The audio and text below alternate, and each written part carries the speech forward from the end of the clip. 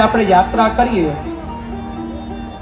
પણ એની પહેલેથી એક પ્લાનિંગ હોય, એક મેપ હોય, એક આપણી પાસે મેન્યુઅલ હોય તો વાંધો ન આવે.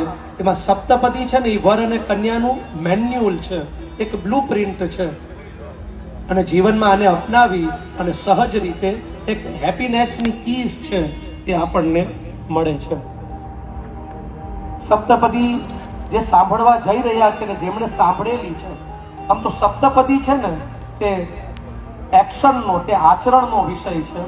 એટલે કાનથી સાંભળી અને જીવનમાં થોડુંક પણ આચરણમાં ઉતરે ને ત્યારે લગ્ન છે ને તે સહજ રીતે સ્વર્ગ છે તે બની જાય છે. એવું કહેવાય કે જોડી છે તે સ્વર્ગમાં બને છે, પણ એ સ્વર્ગને ધરતી ઉપર કેમ ઉતારવું ને તેની સમજ આપણને સપ્તપદી આપે છે. અને એટલા માટે જ વર પહેલું વચન કન્યાને આપતા કહે છે,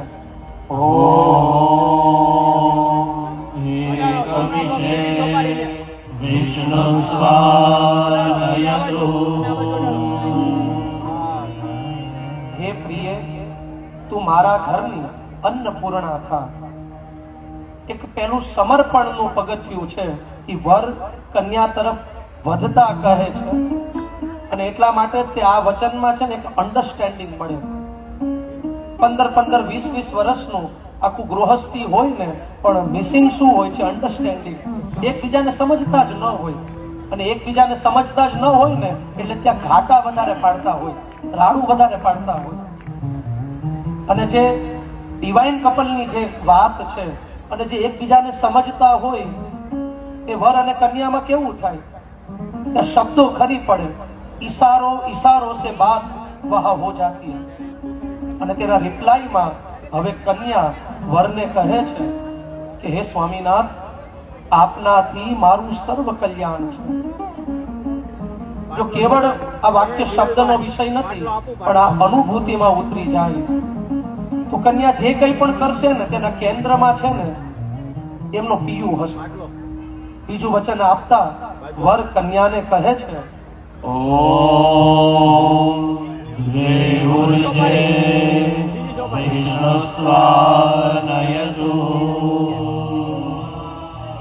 હે પ્રિય, તારા બળથી મારા બળમાં વધારો થશે. તું મારી સ્ટ્રેન્થ છો. અને સહજ રીતે આ વચનમાં એક જીવનની પેશન છે ને તે વર કન્યાને કહે છે કે you are my passion.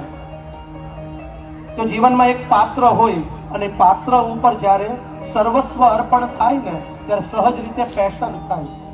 Passion હોય, પ્રેક્ટિસ હોય અને પરસિવરન્સ હોય. આ 3 P જ્યાં મળે ને ત્યાં સહજ રીતે સફળતા છે તે દોડીને આવી જતી હોય છે. અને તેના રિપ્લાયમાં કન્યા વરને કહે છે કે આપના કુટુંબનું હું પાલન કરીશ અને જે કંઈ પણ મને મળશે ને તેમાં હું સંતોષને છે ને પ્રાપ્ત કરીશ. આમ તો respect is never demanded, it's commanded. અને હાર્ડ વર્કથી લઈ અને હાર્ટ વર્ક સુધીની યાત્રા છે તે સહજ અહીંયા જોવા મળે. ત્રીજું વચન આપતા વર કન્યાને કહે છે,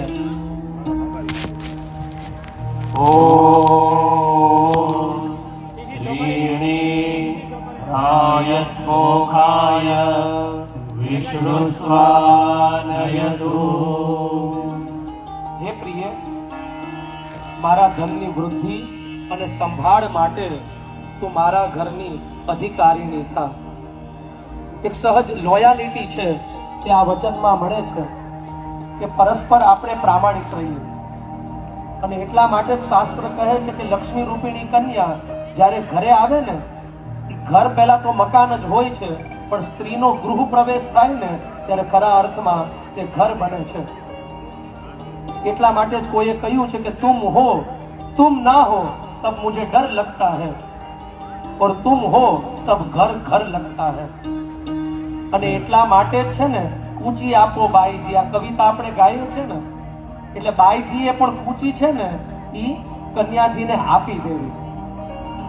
અને ત્યારે સહજ રીતે સ્વર્ગની અનુભૂતિ થશે. તેના જવાબમાં આર્ય રમણી કહે છે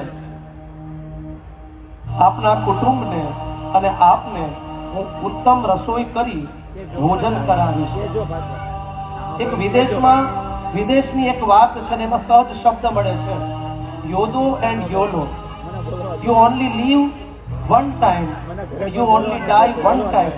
જ્યારે જીવનમાં એક વાર જ જીવવાનું અને મરવાનું છે તો મન મૂકીને આનંદપૂર્વક જીવીએ, વર્તમાનમાં જીવીએ. ચોથું વચન આપતા વર વધુને કહે છે, ઓમ ચત્વારી વાયો ભવાય વિશ્વસ્વાનયતુ.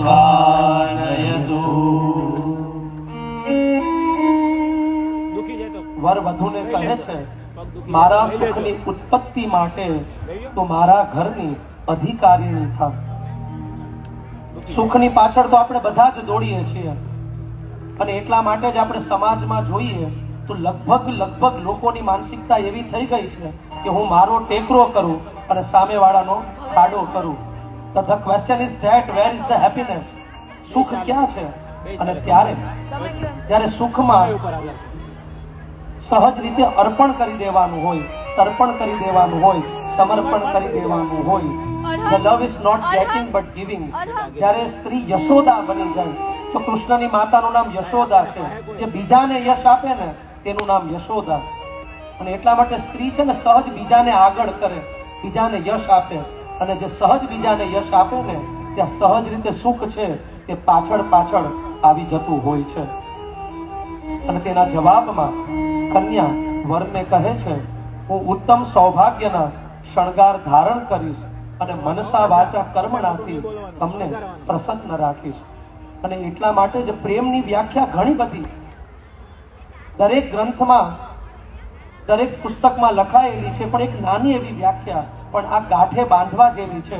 નારદ ભક્તિ સૂત્રમાં આ વ્યાખ્યા સાંપડે છે કે તત્ સુખે સુખિત્વમ, તારા સુખમાં મારું સુખ. અને હવે પાંચમું વચન આપતા વર વધુને કહે છે,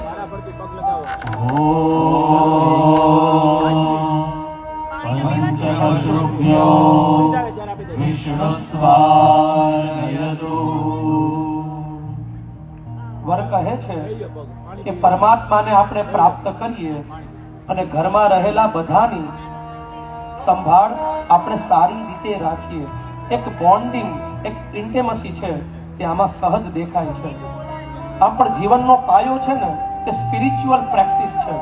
અને એટલા માટે જ તે જીવનના વ્યવહાર પણ કરીએ પણ અડધી કલાક સમય આપણો એવો હોવો જોઈએ કે આપણે હોય અને આપણું ઈશ્વર હોય. The spiritual practice is the foundation of our happiness. જીવનમાં આધ્યાત્મિકતા છે ને તે જીવનનો પાયો છે. અને એટલા માટે અહીંયા વાત પણ એમ કહી છે કે આપણે સૌનો સત્કાર કરીએ, સૌનો આદર કરીએ, પણ અંતે પહોંચવાનું ક્યાં છે? તો ઈશ્વર સુધી પહોંચવાનું છે. તેના જવાબમાં કન્યા વરને કહે છે, તમારા દુઃખમાં હું ધીરજ રાખીશ અને સુખમાં હું સુખી થઈશ. જો એક અને એક આનો સરવાળો 2 થાય પણ આ વાત ગણિતની થઈ, પણ પ્રેમનું ગણિત નોખું અને અનોખું છે. અહીંયા 1 + 1 = 1 જ થાય છે. તન 2 પણ એનો આત્મા છે તે 1. અને એટલા માટે જ સહજ રીતે એકબીજા પ્રત્યે શ્રદ્ધા અને વિશ્વાસ આપણે કેળવીશું. છઠ્ઠું વચન આપતા વર વધુને એ બેટા તારો વિડિયો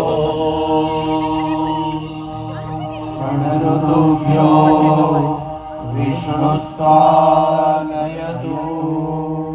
હે પ્રિય, વસંતાદી 6 ઋતુઓમાં મારી સાથે તું ઉત્તમ સુખ ભોગવનારી થા. જીવનમાં જે કોઈ પણ વિઘ્ન આવે એને આપણે વડોટી જઈએ. જે કઈ પણ પરિસ્થિતિ આવે, સુખ કે દુઃખ હોય, પણ એમાં સાથે આપણે આગળ વધીએ. અને તેના જવાબમાં કન્યા વરને કહે છે કે હે સ્વામીનાથ, તમારી સાથે જે જોડાયેલા છે આપના માતા પિતા ભાઈઓ, એમનો હું સત્કાર કરીશ, પણ હું ક્યારેય તમારાથી અલગ નહીં રહું. 7મું વચન આપતા વર વધુને કહે છે, ઓમ સખે સપ્તપદા ભવ સા મામ અદ્ભુત વાત આ વચનમાં કહે છે કે તું મારી મિત્ર બન. અને જ્યાં જ્યાં મિત્રતાના અંકુર ફૂટતા હોય, જ્યાં સખ્યભાવ હોય ને, ત્યાં શેરિંગ અને કેરિંગ છે તે સહજ હોય છે. એટલા માટે જ તે પ્રેમની એક ડેફિનેશન આવી પણ મળે છે કે the true love is not to forget but forgive. પ્રેમમાં છે ને સહજ રીતે જતું કરવાનું હોય છે. ઘણીવાર એવા વ્યક્તિઓને જોઈએ કે આપણે એટલું બધું પકડી રાખીએ અને પકડી રાખવામાં આપણે આપણને જ ડિસ્ટર્બ કરી દેતા હોઈએ છીએ. The love is not to see but understand. The true love is not to ખોલી speak નાખજો. but listen. ખોલી The નાખજો. true love is not to let go but to hold on. પ્રેમમાં છે ને સહજ રીતે એક મેઘના જય થઈ માતાજી. જવાનું હોય છે. ટેક અને ગીવ છે ને આ તો વ્યવહાર છે, પણ પ્રેમ એટલે એમાં ખાલી ગીવનેસ જ હોય છે, એમાં સમર્પણ જ હોય છે. અને તેના જવાબમાં કન્યા વરને કહે છે ધર્મ અર્થ કામ અને મોક્ષ એમાં હું તમારી સાથે રહીશ. દેહો મયાર્પિતઃ તુભ્યમ સપ્તમે સા બ્રવીદ વરમ. આપણે જે પત્ની શબ્દ છે ને એ સંસ્કૃત વ્યાકરણમાં, પાણીનીય વ્યાકરણમાં અદ્ભુત વ્યાખ્યા પત્નીની છે. પત્નીઓર જાયા સંયોગે. જે પતિની સાથે યજ્ઞમાં બેસે, જે પતિની સાથે પૂજામાં બેસે તેને કહેવાય પત્ની. જે પતિને પતનના માર્ગથી બચાવે એનું નામ છે પત્ની. પતિ પછી જે કરતો હોય ખોટું એની હામાં હા નો ભેળવે, પણ એ ખોટું કરતો હોય તો પછી એને સાચા રસ્તામાં લાવવા માટે એ ક્યારેક રણચંડી પણ બને, ક્યારેક ગૃહચંડી પણ બને અને તેને ઈશ્વર તરફ લઈ જાય. આ કામ પત્નીનું સહજ છે. અને એટલા માટે જ એમાં કોઈએ બહુ પીરસશો સરસ કંસાર, કહ્યું છે કે એમાં પ્રેમ પીરસશો. લગ્ન છે ને એમાં પીરસશો. એનો પાયો પ્રેમ છે. प्रेम परिचय को पहचान છે. बना देता है, प्रेम वीराने को गुलिस्ता बना और देता है. स्टील डिश आपको मैं आप क्या- बीती कहता हूँ गैरों की स्टील नहीं, डिश, स्टील डिश। मैं आप बीती कहता बोला हूँ मामा, गैरों की नहीं. प्रेम इंसान को स्टील डिश। खुदा बना देता है, प्रेम इंसान को खुदा बना देता है. કંકર માંથી શંકર, મુર્દામાંથી મર્દ અને ચકલીમાંથી બાજ બનાવવાની તાકાત હોય તો ત્યાં લગ્ન સંસ્થાની છે. આપની સપ્તપદી અનંતપદી બને એવા આશીર્વાદ. સર્જનમ્બાઇ સપ્તપદાક્રમણમ મંડપમધ્યે કંસારપિરસ્વાનો સહાય ઓ અન્નપદેન સ્યનો દેસ્ય દમી પશ્ય શુષ્મિણઃ પ્રદાદારંતારિહ ઊર્જન્નો દેહિ દ્વિપદે શંચદુપદે નાભ્યા આસીદન્નરિક્ષકો શ્રીષ્ણોર્દ્યોઃ સમવર્તત અદ્ભ્યામ ભૂમિર્દિશા શ્રોત્રા તથા લોકા અકલ્પયન્ તુમહી નિવેદિ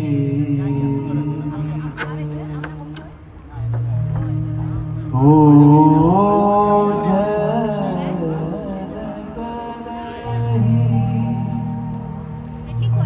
પ્રભુ પ્રસાદ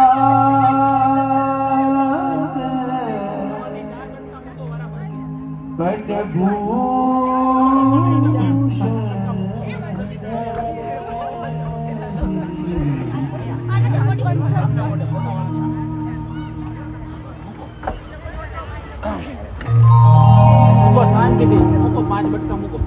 સાસુ